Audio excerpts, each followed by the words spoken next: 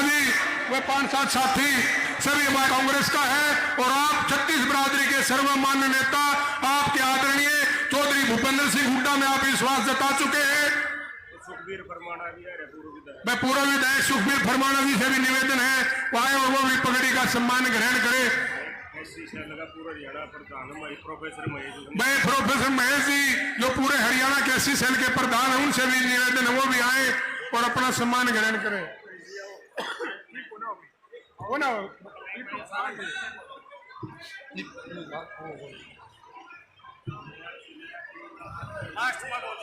भाई आगे से लो, फोटो तो लेने दो यार, लाइव है। आधुनिक हरियाणा के निर्माता और 36 बिरादरी के नेता आदरणीय चौधरी भूपेंद्र सिंह हुड्डा जी, हरियाणा प्रदेश कांग्रेस कमेटी के अध्यक्ष भाई उदय भान जी,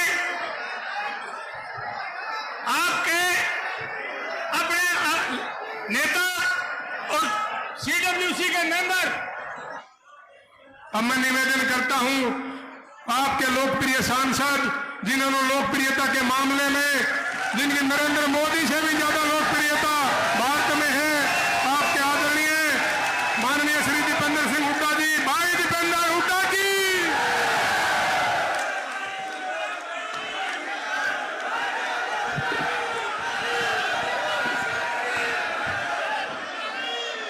राम राम जी सबको, राम राम जी, राजी खुशी हो, मने यही चाहिए। हमारे बीच में हमारे बहुत ही आदरणीय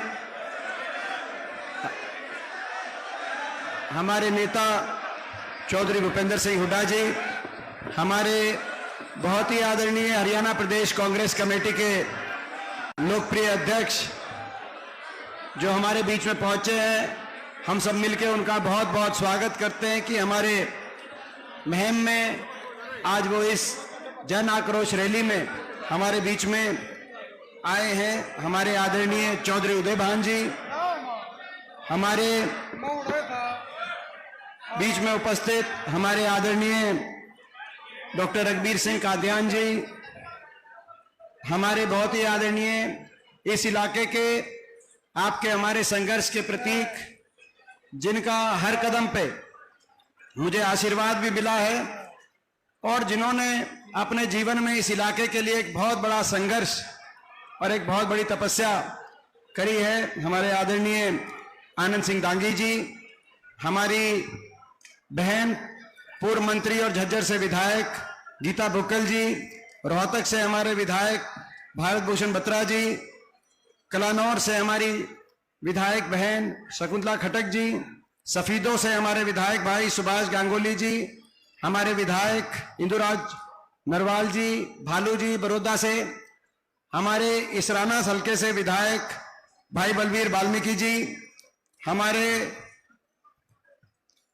आज के हमारे प्रोग्राम के लिए जिन्होंने दिन रात मेहनत करके और आज के कार्यक्रम को ये सफल रूप जो यहाँ दिखाई दे रहा है, इस सफल रूप के पीछे आज ये जो रिकॉर्ड तोड़ सभा यहाँ दिखाई दे रही है, इसके पीछे जिनकी मेहनत है, जिनका तप है, जिनका परिश्रम है, मेरे भाई बलराम दांगी जी, जिनको मैं बहुत बहुत अपनी तरफ से शुभकामनाएं और बधाई देता हूं कि आज हमारे पूर्व मंत्री सुभाष गोयल जी, पूर्व विधायक चौधरी संत कुमार जी, आदरणीय प्रोफेसर वीरेंद्र सिंह जी, पूर्व विधायक प्रोफेसर राम भगत जी, पूर्व विधायक सुखबीर फरमाना जी, पूर्व विधायक परमिंदर ढुल जी, हमारे आदरणीय चक्रवर्ती शर्मा जी, सम्मानित मंच हमारे IAS पूर्व IAS चंद्र प्रकाश जांगड़ा जी, हमारे मंच फासीन प्रेमत्री जी, बहुत से साथी, मैं एक का नाम नहीं ले पा रहा, सभी पिता तुल्य बुजुर्ग नौजवान साथी मातृशक्ति, आप लोग बहुत देर से यहां बैठे हैं और मैं समझता हूं आज चुनाव के बिगुल बजने के बाद ये पहली सभा है और सभा क्या है, जन आक्रोश रैली की तिथि का निर्धारण किया गया था। जैसे बलराम ने बताया, जन आक्रोश रैली जो कांग्रेस पार्टी की प्रदेश के कोने कोने में चल रही है लेकिन ये जन आक्रोश रैली नहीं है, ये आज चुनाव के बिगुल बजने के बाद लोकसभा चुनाव की भी और हरियाणा की राजनीति में परिवर्तन की नींव रखने का काम आज आपने यहां पर आके किया, मैं कहना चाहता हूं। और ये आपकी शक्ति है, ये आपकी शक्ति है। मैं नमन करता हूं महम की इस तपोभूमि को, इस वीर भूमि को। मैं आप सबको अपनी तरफ से मैं नमन करता हूं और इसमें कोई दो राय नहीं है। मुझे गर्व है कि मैं आपका बच्चा हूं, मुझे इस बात का गर्व है। यह हो सकता है कि यह सही बात है, सांगी गांव मेरी जन्मभूमि है, लेकिन ये महम मेरी कर्म भूमि है, इस बात का मुझे गर्व है। और मुझे आप पे गर्व है कि ये वो महम है जिसने जब अपनी शक्ति को पहचाना है तो देश की और प्रदेश की राजनीति को मोड़ने का काम किया है, दिशा देने का काम किया। ये वो महम है।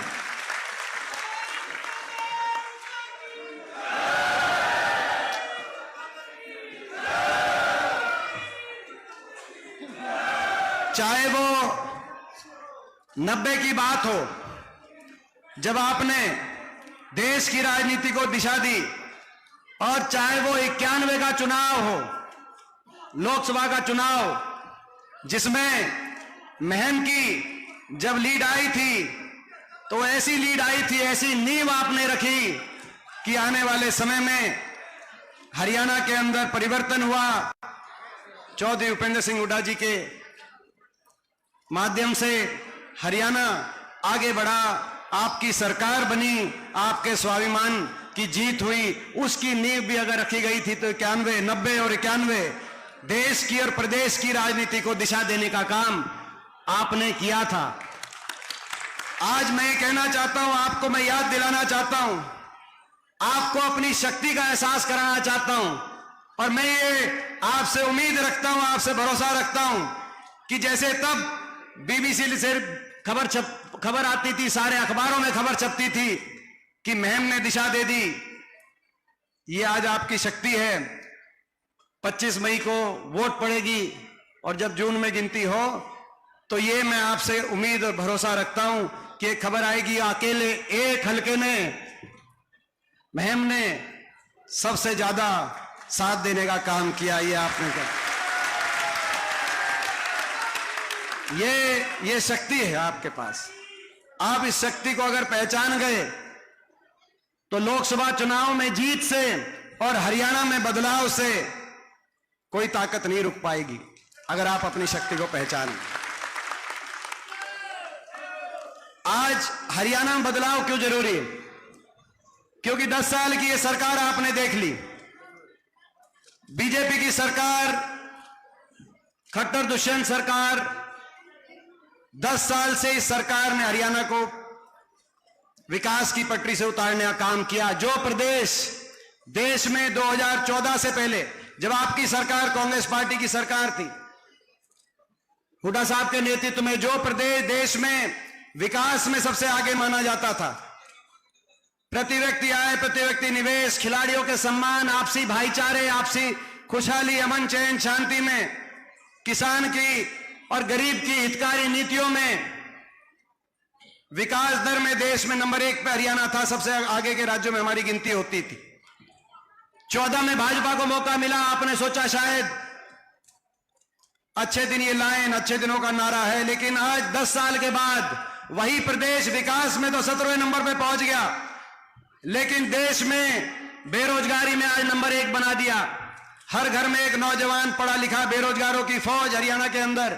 दिल्ली के 3 तरफ बसा हुआ हरियाणा, जो रोजगार में सबसे आगे होना चाहिए था, जो बेरोजगारी में देश में नंबर 1, महंगाई में देश में नंबर 1, कानून व्यवस्था की विफलता में नंबर 1, हर वर्ग पे अत्याचार में देश में नंबर 1, सरकार के अहंकार में देश में नंबर 1। कोई एक प्रदेश का ऐसा उदाहरण नहीं मिलता जहां सरकार से अपने जायज हकों के लिए हर वर्ग को सड़क पे आना पड़ा हो और हर वर्ग का तिरस्कार सरकार ने किया हो। कर्मचारी ओल्ड पेंशन स्कीम के लिए आए, उन पे लाठीचार्ज, सरपंच, मेंबर, जिला परिषद के सदस्य अपने अधिकारों के लिए आए, उन पे लाठीचार्ज, मनरेगा का मजदूर अपने मानदेय के लिए आए, उस पर लाठीचार्ज, ग्रामीण सफाई कर्मचारी, चौकीदार करनाल में पहुंचे, उन पे लाठीचार्ज, आशा वर्कर, आंगनवाड़ी अपनी मांगों के लिए गई, उन पे लाठीचार्ज, किसान 1.25 साल तक किसान आंदोलन में पूरे देश में अगर एक प्रदेश के अंदर बार बार लाठीचार्ज हुआ, बार बार आंसू गैस के गोले छोड़े गए, किसान पे हर तरह का किसान का अपमान हुआ, 750 शव इन धरनों से वापस आए, लेकिन सत्ता में बैठी सरकार ने किसी के घर जाकर आंसू पोंछने की बात तो दूर थी, सहानुभूति के 2 शब्द भी नहीं कहे, लेकिन तिरस्कार के शब्द किए। तो उस प्रदेश का नाम हरियाणा। महिलाओं की बात करते हैं, महिला सम्मान की बात करते हैं, लेकिन ये वो प्रदेश ने ऐसा भी उदाहरण बनाया इन 10 साल में, जब हमारी बहन बेटियां अपने लिए न्याय मांग रही थी, वो कुछ और नहीं मांग रही थी, कह रही थी कि हमें न्याय मिले। ये वो सरकार है जिस सरकार ने एक सत्ता में बैठे किसी व्यक्ति ने नहीं कहा कि आपको न्याय मिलेगा, जायज कार्रवाई होगी, जो कोई दोषी होगा उस पर सजा होगी, आपको न्याय मिलेगा।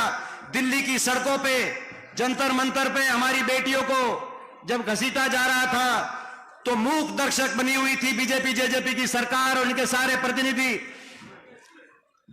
महिलाओं का तिरस्कार हुआ तो हरियाणा में, और जब चंडीगढ़ के अंदर विधानसभा में जब बात उठाई गई कि एक संदीप सिंह मंत्री है खेल विभाग के, उन्हीं के महकमे की एक हमारी बेटी जो कोच है, उनके ऊपर दुष्कर्म का आरोप लगा है, दुर्व्यवहार का आरोप लगा है। जब रक्षक ही भक्षक हो जाए तो जनता कहां जाए? क्या कसूर था उन बेटियों को जिनको दिल्ली की सड़कों पे घसीटा गया, और क्या कसूर था उस बेटी का जिसने, और जब ये आरोप लगा और चंडीगढ़ की विधानसभा में खड़े होकर हुड्डा साहब ने कहा कि उसका इस्तीफा होना चाहिए, तो मुख्यमंत्री जी ने कहा, भाज वो नहीं बोल रहे थे, बीजेपी का घमंड बोल रहा था। उन्होंने कहा संदीप सिंह मंत्री है, मंत्री रहेगा, मंत्री रहेगा। और आज मैं भी महम में कहना चाहता हूं, बीजेपी का ये घमंड टूटेगा, टूटेगा, टूटेगा।